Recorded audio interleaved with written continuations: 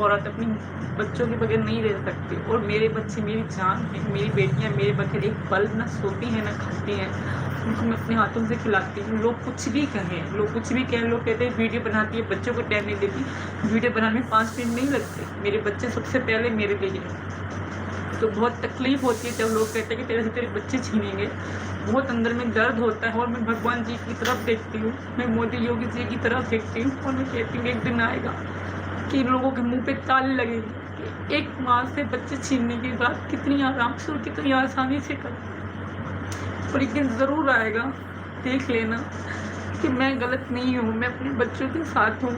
और अगर मैंने यहाँ आने को सोचा है तो मैंने अपने बच्चों को और अपना भविष्य सोचा कि पाकिस्तान में हमारा कोई नहीं था।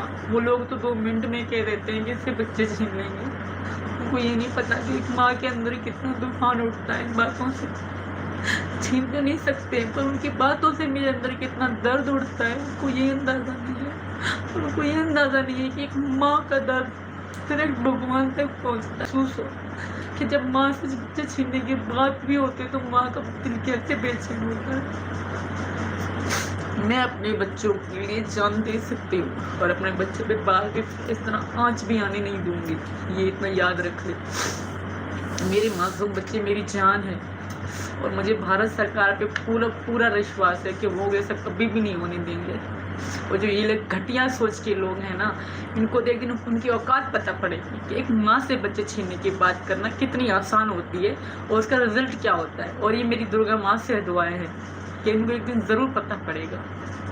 ये तो बोल देते हैं कि इसके बच्चे छीनेंगे, बच्चे छीनोगे, सालों को फाड़ दूंगे। जब मेरे बच्चों के पास आने की कोशिश भी करेगा, बच्चे छीनेंगे मुझसे, मेरे बच्चे मेरे छीनेंगे। तो कुत्ते के लिए जिनको बच्चों की परवाह नहीं थी, जिनकी पत्नी की परवाह नहीं थी, एक प्रेग्नेंट औरत को लात मार के चला गया, उस घटिया इंसान के लिए कहना आसान होता है। मैं यही कहती हूँ आप सबसे, जो इस बातों का अल्फाज का इस्तेमाल करते हैं कि इसके ऐसा करेंगे। अरे अपने छाती पे हाथ मार के देखो एक बार, कितनी तकलीफ होती है। खुद भी तो माँ होगे, खुद भी तो माँ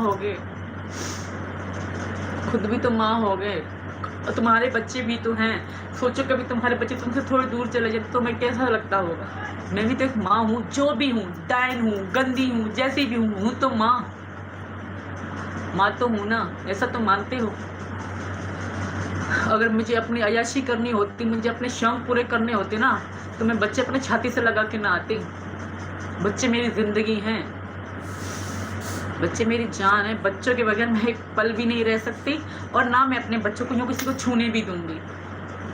इतना आप भी याद रखना। मैं नहीं रोती, मुझे ज़रूरत नहीं है कैमरे के आगे रोने की। और लोग जो ये ड्रामा करते हैं ना, हैदर तो इसी बात को लेके मरता और होगा, परेशान होता होगा कि मैंने सोचा था कि ये दुखी हो गई, ये तो खुश रह रही है, ये तो हंसी मुस्कुरा रही है, बच्चों के साथ रह रही है। हैदर तो हमें धुतका रहा है इसलिए कि कहाँ जाएगी, भूखी प्यासी मरेगी, फिर मुझसे भीख मांगेंगी, ऐसा सोचा था। पर मैं तो भारत आ गई। ये चीज़ तो उससे बर्दाश्त ही नहीं है कि मैं भारत आ गई।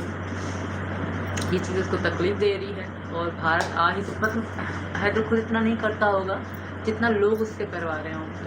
अभी तो आग लगी होगी पाकिस्तानी कटल्लू मुल्ला के अंदर, अब तो चल रहे होंगे साले सचिन के। आग लगी होगी पाकिस्तानी कटल्लुओं के दिलों में कि हाय भगवान अल्लाह क्या हो गया, ये कैसे हिंदू बन गई, ये इसके बच्चे कैसे हिंदू बन गए, ये कैसे इंडिया चली गई, ये कैसे हिंदुस्तान जिंदाबाद कह रही है। ये कह कह के वो अपना छाती कूट रहे होंगे, कह कह के खुद को सच्चे और अच्छे और बहुत दुखी और परेशान बताते हैं। दोस्तों ये है 204 नंबर कमरा और आप देखोगे इसके अंदर ये बाथरूम है और ये 3 बेड पड़े हुए हैं। एक बेड ये पड़ा हुआ है, दूसरा बेड वो है, बीच में जो है ना ये टोकरी बनी हुई है। एक बेड ये है, ये आप देखिए। कहीं भी इसके अंदर आप 3 बेड पड़े हुए हैं। बिल्कुल 10 बाई 10 का कमरा है और यहाँ पर कहीं भी किसी भी प्रकार के कोई फेरे नहीं हो सकते, कोई शादी नहीं हो सकती। इसमें केवल जो है वो गलत काम हो सकते हैं, सेक्सुअल नाजायज संबंध हो सकते हैं। इसके अलावा इसमें कहीं भी कुछ भी नहीं हो सकता और शादी नाम की चीज़ तो इसके अंदर हो ही नहीं सकती। ये 204 नंबर कमरा आपको मैं दिखा रहा हूँ और ये लॉक लगा हुआ था, ये देखो 10 बाई 10 का ये कमरा है। कौन कह सकता है कि इसके अंदर शादी हो जाएगी। ये एक बेड पड़ा हुआ है, ये बाल्टी पड़ी हुई है, जग पड़ा हुआ है, पैर रखने की यहाँ पर जो जगह नहीं है। ये एक टेबल पड़ी हुई है, आप देखिए टेबल है, और ये छोटा सा बाथरूम इसके अंदर है। तो आप देखो कि इस कमरे के अंदर कैसे जो ना कोई शादी कर सकता है। पैर भी रखने की इसके अंदर जगह नहीं है।